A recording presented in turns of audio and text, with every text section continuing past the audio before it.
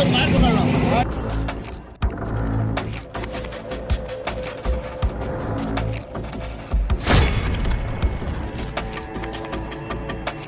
हाँ दोस्तों, ओलंपिक में भारत को गोल्ड मेडल दिलाने वाले पद्मश्री अवार्डी के घर पर बुलडोजर चलवाकर फंस गए योगी आदित्यनाथ।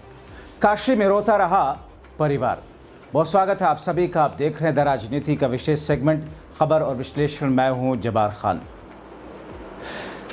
दोस्तों, एक तरफ 28 सितंबर की शाम या देर रात को भारतीयों के लिए गर्व का मौका आया जब एशिया कप के फाइनल में भारत ने विरोधी पाकिस्तान को शिकस्त दी, धूल चटाई।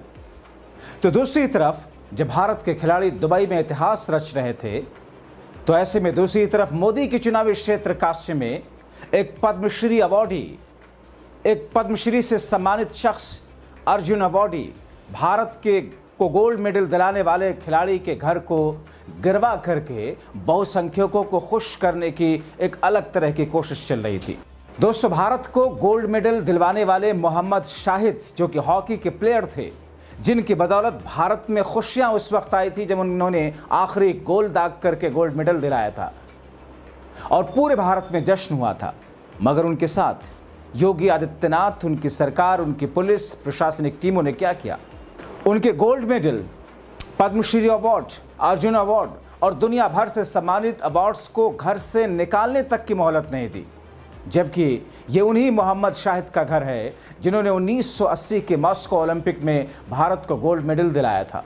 ओलंपियन मोहम्मद शाहिद के भाई हाथ जोड़कर पुलिस प्रशासन की टीमों के पैर पड़ रहे थे कि साहब, एक दिन की तो बात है, एक दिन की मोहलत दे दीजिए, हम अपना घर खुद तोड़वा देंगे जितना हिस्सा गिराना है। क्योंकि जब सरकारी बुलडोजर चलता है तो मकान पूरा का पूरा बचा हुआ हिस्सा जर्जर हो जाता है, कमज़ोर होता है।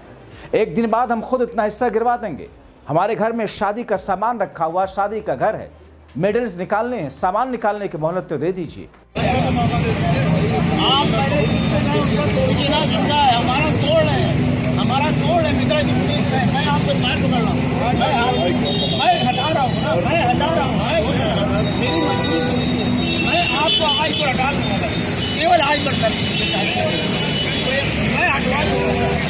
समर्थन मिलता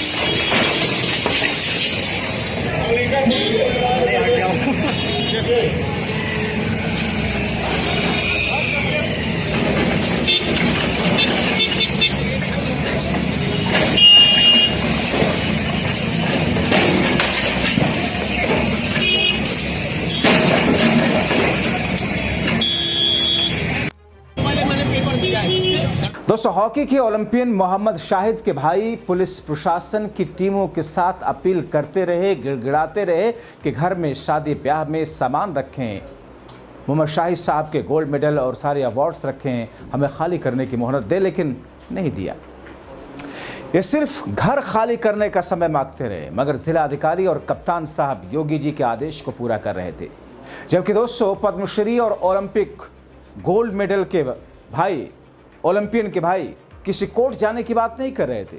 वो तो बस एक दिन का समय चाह रहे थे ताकि घर खाली कर सके। उनके भाई ये कह रहे थे कि साहब, घर में शादी के सामान रखे हुए, शादी ब्याह का घर है, हम कहाँ ले जाएंगे, सारा सामान बिखर जाएगा। सुनिए। प्राइज सब सड़क पे फेंक दें, उठा के जितनी प्राइज रखी है सब सड़क पे फेंक दें। अरे नहीं, वो सम्मान है देश का। देश का सम्मान है तो घर का भी सम्मान होना चाहिए ना। जी जी। का भी तो सम्मान है जो जी, देश के होना देश चाहिए के ना लिए सम्मान। मर रहा है, जी। देश के लिए लड़ रहा है, ऐसा उसका सम्मान से क्या फायदा, हाँ। जो देश के लिए आदमी मर जाए, मर रहा है, उसका और उसका घर गिरा दिया जाए। हम्म। अरे घर गिराए हैं लेकिन घर खाली कर दें, शादी ब्याह घर में है, इसलिए तो आपने ये बात कही कि घर में शादी ब्याह है, नहीं सुन रहा, कोई नहीं सुन रहा। तो क्या पद्मश्री और भारत को गोल्ड मेडल दिलाने वाला व्यक्ति का महज यही कसूर कि वो मुस्लिम शख्स था, इसलिए उसके साथ ऐसा व्यवहार किया गया, एक दिन की मोहलत तक नहीं दी गई? गजब अंदाज है दोस्तों इस युग में और इस योगी आदित्यनाथ के शासन में, इस सरकार का, इस पार्टी का, इन हुक्मरानों का। तो फिर ऐसे में मोदी जी जो कहते हैं कि मेरा गुजरात में घर मुस्लिम मोहल्ले में था, ईद बकरीद के दिन हमारे घर पर खाना नहीं बनता था, क्योंकि ईद बकरीद पर मुस्लिम भाइयों के घर से इतना खाना आता था कि हम कई दिन खाते थे। मगर दोस्तों विडंबना यही कि मोदी साहब तो मुस्लिम मोहल्ले में रहने के फ़ायदे बताते हैं, मगर योगी साहब तो ये कहते हैं कि 50 मुस्लिम घरों वाले मोहल्ले में क्या कोई हिंदू सेफ रह सकता है? और फिर बटेंगे तो कटेंगा, इसका आधार और इसकी बुनियाद दिखाते हुए नारा लगवाते हैं, क्योंकि बहुसंख्यकों की भावना को, उनके तार को छेड़कर उनका वोट जो समेटना है। दोस्तों मोहम्मद शाहिद जिनका परिवार घर तोड़े जाने का विरोध करता रहा, रिक्वेस्ट करता रहा, प्रशासन पर इसका कोई असर नहीं हुआ। अलग अलग जगहों पर छपी खबरों के मुताबिक उनकी भाभी नाजनीन बताती हैं उन्होंने कोई मुआवजा नहीं लिया और उनके पास दूसरा मकान नहीं है, ऐसे में वो बेघर हो जाएंगे। शाहिद के मामा के लड़के मुश्ताक ने आरोप लगाया कि उनके घर में शादी है, उनके पास कहीं और ज़मीन नहीं, कोई और घर नहीं, ये सिर्फ प्रशासनिक गुंडई है, पुनर्वास की व्यवस्था तक नहीं की गई। कांग्रेस के प्रदेश अध्यक्ष और वाराणसी से मोदी के खिलाफ लोकसभा चुनाव में मोदी को एक वक्त में मुश्किल में डालने वाले अजय राय ने सोशल मीडिया पर लिखा, पद्मश्री मोहम्मद शाहिद का मकान बीजेपी सरकार ने जमींदोज कर दिया। ये सिर्फ एक घर नहीं था बल्कि देश के खेल विरासत की पहचान थी। काशी की धरती पर प्रतिभाओं और सम्मानित विभूतियों का अपमान करने वाली बीजेपी सरकार को जनता माफ नहीं करेगी। आम आदमी पार्टी ने घर पर बुलडोजर चलवाने का वीडियो शेयर करके लिखा, देश के महान हस्तियों का निशाना बना रही मोदी सरकार। पहले लद्दाख के हक की लड़ाई लड़ रहे सोनम वांगचुक को मोदी सरकार ने जेल में डाला और उन्हें देशद्रोही तक कहा। अब ओलंपिक हॉकी में स्वर्ण पदक दिलाने वाले पद्मश्री से सम्मानित मोहम्मद शाहिद जी के वाराणसी में घर को बुलडोजर चलवाकर मिट्टी में मिला दिया। मोदी सरकार अडानी को 1 रुपये में 1050 एकड़ जमीन दे सकती है, लेकिन देश के हीरो को एक घर नहीं। उधर चंद्रशेखर आजाद ने सोशल मीडिया एक्स पर जो लिखा उसे योगी और बीजेपी तिलमिलाए होंगे। वो लिखते हैं, यह शर्मनाक है कि भारत की शान बढ़ाने वाले हॉकी के जादूगर पद्मश्री और अर्जुन पुरस्कार विजेता ओलंपियन मोहम्मद शाहिद जी के परिवारजन बनारस में इस सड़क चौड़ीकरण के लिए अपने घर को गिराने के लिए तैयार हैं। बस एक दिन की मोहलत मांगने के साथ हाथ जोड़े और पैर पकड़कर गिड़गिड़ा रहे। लेकिन बीजेपी सरकार की बुलडोजर राजनीति में न इंसानियत बची है, न ही देश के नायकों का सम्मान। 1980 मॉस्को ओलंपिक में भारत को गोल्ड मेडल दिलाने वाले शाहिद साहब का परिवार आज सड़क पर खड़ा कर दिया गया। भाजपा की मुस्लिम विरोधी नीति अब खिलाड़ियों तक पहुंच गई, जिसने देश ने तिरंगे को ऊंचा लहराने का गौरव पाया। आज उनके परिवार को अपमानित किया जा रहा है। यह घटना सिर्फ एक खिलाड़ी के परिवार पर हमला नहीं है, बल्कि बीजेपी की मुस्लिम विरोधी मानसिकता और बुलडोजर राजनीति की असलियत है। मुसलमानों को डराने, तोड़ने और अपमानित करने का सिलसिला अब हमारे राष्ट्रीय नायकों तक पहुंच चुका है।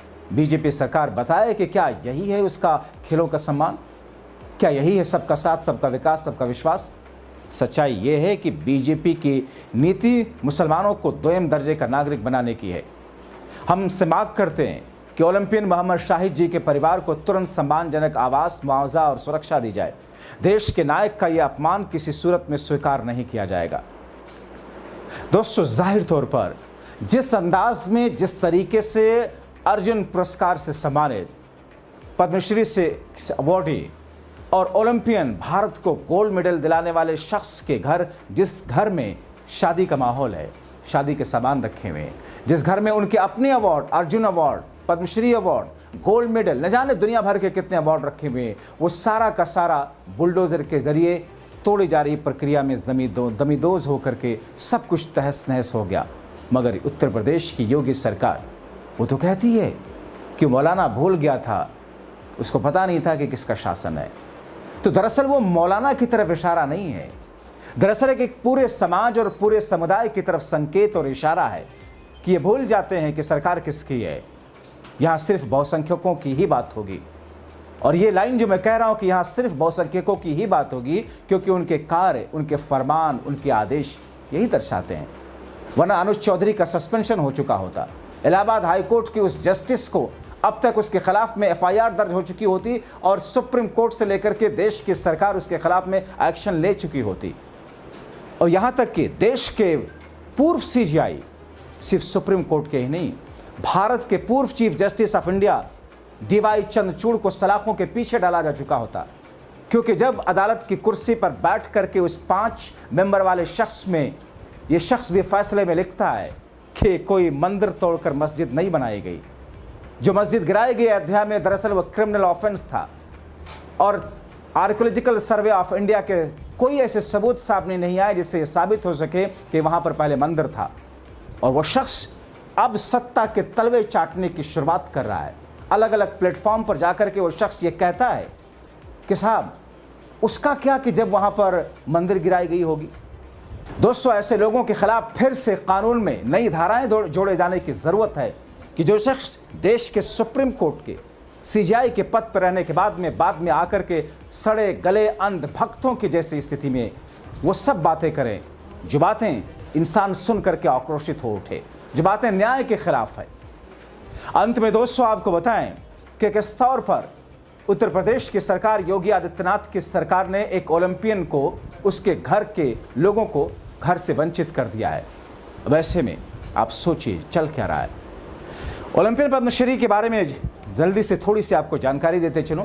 मोहम्मद शाहिद का जन्म 14 अप्रैल 1960 को वाराणसी में ही हुआ। 9 भाई बहनों में सबसे छोटे थे। हॉकी के प्रति उनका जुनून 1979 में उन्हें जूनियर हॉकी वर्ल्ड कप में पहुंचा दिया। अच्छे प्रदर्शन से वर्ल्ड कप खेलने के बाद 1 साल के अंदर ही सीनियर टीम में पहुंचे। हॉकी के लिए dribbling master Mohammad Shahid Moscow Olympic 1980, Los Angeles 1984 और सियोल ओलंपिक 1988 में खेल चुके हैं। मॉस्को ओलंपिक में मोहम्मद शाहिद के गोल ने देश को गोल्ड मेडल दिलाया था, जबकि अन्य 2 ओलंपिक में भारत को कोई पदक नहीं मिला। ओलंपियन मोहम्मद शाहिद का निधन 20 जुलाई 2016 को दिल्ली के मेदांता हॉस्पिटल में हुआ था। तो फिर दोस्तों, जब थेथरई करते हुए सरकारें ये कहें कि हम तो रूल ऑफ लॉ को फॉलो करते हैं, लेकिन उनके कथनी और उनके करने में फ़र्क हो, तो फिर जनता अपनी अदालत में उनके साथ में वैसा ही इंसाफ करती है जैसा वो डिज़र्व करते हैं। आप क्या सोचते हैं? अपनी राय कमेंट बॉक्स में ज़रूर लिखें। अभी के लिए इतना ही, बहुत शुक्रिया।